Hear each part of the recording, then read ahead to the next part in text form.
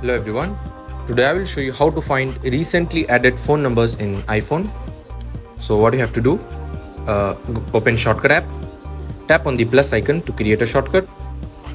Now search for contacts, select contacts. From here, select find contact.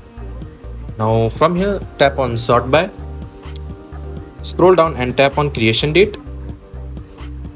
If you want to turn on limit, for example, if you want to set the limit for 2 contacts or anything, you can set it.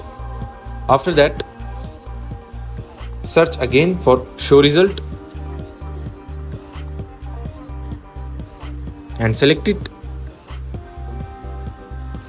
After selecting it, rename it to anything as you want, like recent contact or anything.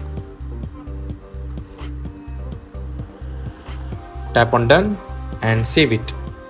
Now whenever you open this, it will show you recently added phone numbers in your iPhone.